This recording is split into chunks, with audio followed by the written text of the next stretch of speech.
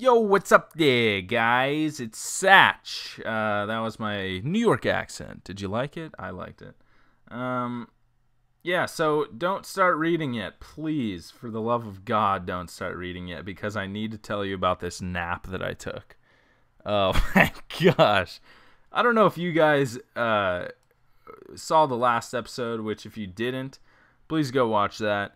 And I sincerely apologize. Like, honestly, I was so tired. And I don't know if you guys think, oh, you did a real crap job or, it wasn't that bad.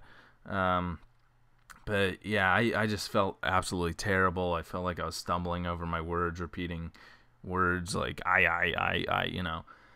So today I feel so much better, and just let me tell you about this nap. Like, I took a nap the day of recording, and like I took it at 6 maybe, and I was gonna wake up at 7:30.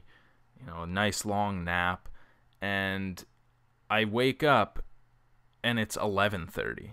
So it's a 5.5 hour nap.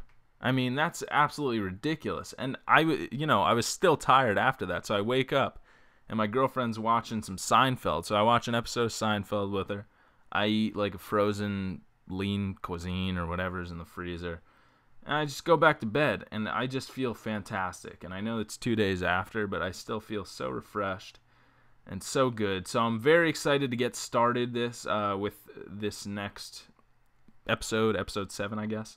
And we're going to see what happens after we learn that Smither is like running this whole entire operation that we need to go, and he's a huge dangerous criminal. So we're going to see what happens with Smither, and here we go. Oh, let me yawn first. Gosh, right after I say that I'm refreshed. Oh, I was out of breath. I was talking so fast. After a super fast flight back to the fringes, you land on a roof across the street from Smither's club, Shed. Your favorite hero tip-off blog, Just the Tip, oh god, says it's rumored that Smither has his secret base of operations hidden somewhere in the Shed.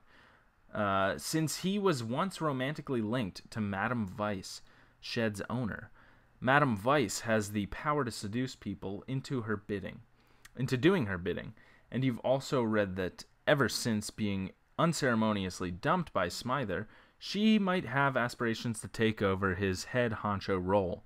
While this is a tidbit, you may be able to use it to your advantage if things get nasty inside. Right now, you need to discover the location of Smither's hidden headquarters within Shed. What's the fastest way to do so? Let's see, we can either go inside posing as a customer and try to discreetly get some intel, which kind of, I feel like these super villains have the same me-chip sort of access that we do, and they know what we look like and all that stuff. So we might not want to do that. We could break into the back and search the premises without being seen, or burst in, powers blazing, and demand to see Smither. That is not a good idea. So we're going to break into the back and search the premises without being seen. You drop down into the alley behind Shed and walk up to the back door using an energy crackle to pop open the lock. Let's see if that brought us down a little bit. Yes, crap. Okay, so we're running low on energy here. You slip inside and find yourself in a darkened room. As your eyes adjust, you spot a deep red light coming somewhere across the room. You look at the light, and suddenly one step follows another. Fuzz, feels nice, moving back. There stands Madame Vice. So pretty, you think. So pretty with those blood-red eyes. Tell me, rude thing, she says with her voice oozing. What on earth brings you to my dark corner of the world? You want to tell her everything. Her with her flowing auburn hair wrapped in that tight red leather. Oh my gosh, this is very sexual. Her body impossibly curved with plastic enhancements. Her perfect chest spilling out of that corset. Her full lips wet. Which ones are wet? You want her to trust you more than anything. You want to touch. You want to tell. She's so pretty. Just tell. I'm here to... But as the words leave your lips, one thought breaks through the rest.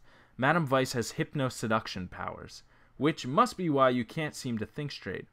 As you feel the slightest bit of control creep back, you decide that you'd better not waste the opportunity. How are you going to handle Madame Vice? Tip her off about the police. Perhaps she'll choose to save herself if I do. Attack her while I have the chance. She's a huge supervillain, so I don't see why the police... We're not a pussy either. Okay, so we're going to attack her. With all your willpower, you raise your hands to blast Madame Vice point blank. You fire off a shot, and guilt threatens to overwhelm you. As Madame Vice dodges your blast, dang it, and breaks her concentration, you immediately feel your senses return to normal. Well, that's good. But before you can totally regain your bearings, Madame Vice pulls out a long whip and lashes you with it. The whip must be charged with some kind of electric current because a shock sends you reeling across the room. You hit the ground hard, making sure to keep your eyes closed since you don't need Madame Vice's hypno seducing you again. You let out a quick energy pulse, hoping that will do the trick. Gosh, okay. What's our health? So we went down 5 health, and we went down 10 power. When you open your eyes, you see Madame Vice, sprawled across the floor unconscious. There we go, bruiser. You experience an intense rush of sadness, but push the emotions from your brain, knowing it's just the after effects of Madame Vice's powers. You stand and walk over to her, seeing that there's something attached to the end of the whip. Curious, you reach down and grab it. You examine the gold tip of the whip and can't believe your eyes. The gold mechanism is a telelock, a wildly expensive and wildly illegal security measure that grants teleportation entrance into doorless rooms. The only way into Smither's secret headquarters must be through one of these telelocks, which you can only imagine his splice generals carry. Since telelocks take the form of tokens unique to each owner and only responds to their brainwaves, it's useless to you without Madame Vice. Though there's one trick you might try.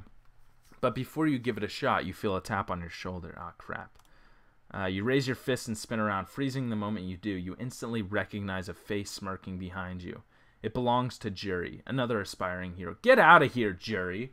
He stands with his arms crossed and the wind from the open door flaring his black and white costume, which was made to look like a sleeker version of Judge's robes. Which makes total sense because Jury's real name is Aaron Victon. He's the son of Judge Victon, who is now better known as the long-standing mayor of Millennia City, and the man who sentenced your parents to a lifelong prison exile. Ah, this guy's a douche. Oh, Jury has the power to see through the eyes of any 12 nearby people at once. Hence the code name. He's become a C-list hero thanks mostly to his father's position. Anything Jury has gotten, he has bullied or bribed out of people thanks to his last name, or charmed them with his good looks and social status.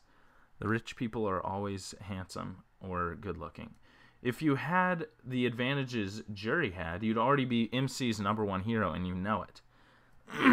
You really are inclined to hate Jury for just about every reason under the sun, but you have to be careful not to give away your real identity.